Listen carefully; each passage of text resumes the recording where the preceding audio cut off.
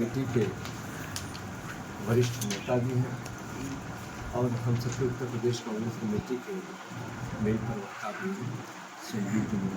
सिंह जी। आज योगी सरकार की मोदी भाजपा 8 साल में 8 सवाल पूछ रही है और कांग्रेस पार्टी, हमारे प्रदेश अध्यक्ष श्री अजय राय जी और तमाम उनके नेतृत्व में और जो तमाम कांग्रेस के हमारे वरिष्ठ साथी हैं सवाल ही पूछ रहे हैं। और मिर्जापुर सीट से छूता नहीं है क्योंकि मुख्यमंत्री जी आए थे और मुख्यमंत्री जी से यहाँ का युवा ही पूछना चाहता है कि जो युवाओं का भविष्य अंधकारमय है। हम सब जानते हैं कि इस योगी सरकार में 2 दर्जन से ज़्यादा परीक्षा प्रश्न पत्र लीक हुए या कितनी परीक्षाएं हुई जिनका रिजल्ट तक नहीं आया, जो अधर में लटके हुए।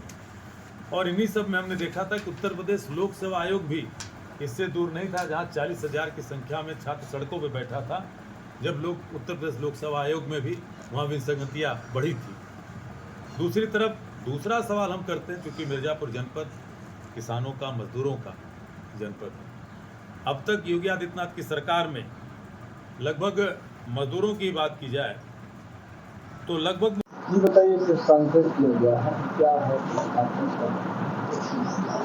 जी, जिस तरह से उत्तर प्रदेश की योगी आदित्यनाथ की सरकार 8 साल बेमिसाल के झूठे जुमले से पूरे उत्तर प्रदेश के हर वर्ग को एक तरह से झूठ बोलने का प्रयास कर रही है, उसको लेकर के कांग्रेस पार्टी आज उत्तर प्रदेश के 16 मंडल मुख्यालयों पे प्रेस वार्ता कर रही है और 8 सवाल उत्तर प्रदेश की जनता के हैं जो कांग्रेस पार्टी पूछ रही है। जिस तरह से आज उत्तर प्रदेश के मुख्यमंत्री माननीय योगी आदित्यनाथ जी मिर्जापुर जनपद में आए थे और मां विंध्यवासिनी के नारों के साथ, जयकारों के साथ यहाँ की जनता के बीच झूठ बोल करके गए। वो जनता सवाल पूछना चाहती है, वो सवाल आपके सामने है कि जिन युवाओं को लेकर के आपने बात की थी, उन युवाओं का भविष्य किस तरह से अंधकारमय कि कम से कम 2 दर्जन से ज्यादा परीक्षाओं के पेपर लीक हुए।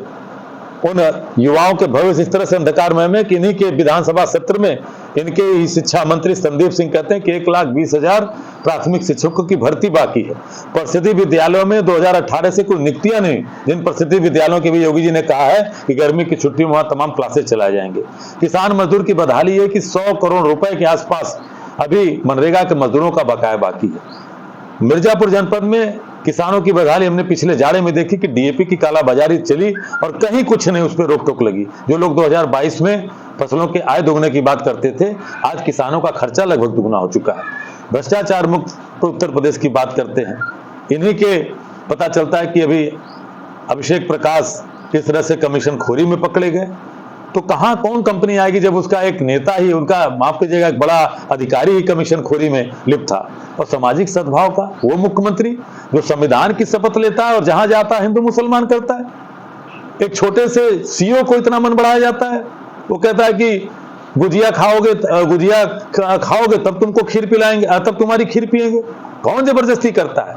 और उसके बाद योगी आदित्यनाथ जी कहते हैं कि वो पहलवान है। तो मुझे ये लगता है कि ऐसे व्यक्ति को पुलिस की वर्दी में रहने की कोई आवश्यकता नहीं, उसको भी अखाड़े में जाना चाहिए और मुख्यमंत्री आदित्यनाथ योगी को भी पीठ में जाना चाहिए पीठाधीश्वर के रूप में। संविधान का पूरा खुला मजाक हो रहा है। आरक्षण को लेकर के संविधान को धता बताया गया। 69,000 शिक्षक भर्ती घोटाले को लेकर के इन्हीं के उप मुख्यमंत्री केशव प्रसाद मौर्य जो पिछड़ों के नेता बनते हैं, उन बच्चों के साथ थे जिनको हाईकोर्ट उत्तर प्रदेश ने 18% गलत रिजर्वेशन को पकड़ा, जो 1994 की नियमावली का पालन नहीं किया गया था। आज वो बच्चे सुप्रीम कोर्ट के गलियारे में संघर्ष कर रहे हैं। तमाम ऐसी नियुक्तियां हैं जिनका आज तक कोई फाइनल रिजल्ट नहीं आता। आपको उत्तर प्रदेश लोक सेवा आयोग की तस्वीरें आपके चैनल पे लोगों को याद होंगी कि 40,000 से ज्यादा छात्र नौजवानों पे संघर्ष करा था, जब वहां भी संगतियां लाई गई। तो आज इस स्थिति में उत्तर प्रदेश है और स्वास्थ्य सेवाओं को लेकर के बड़ी बड़ी बात मिर्जापुर में आज की।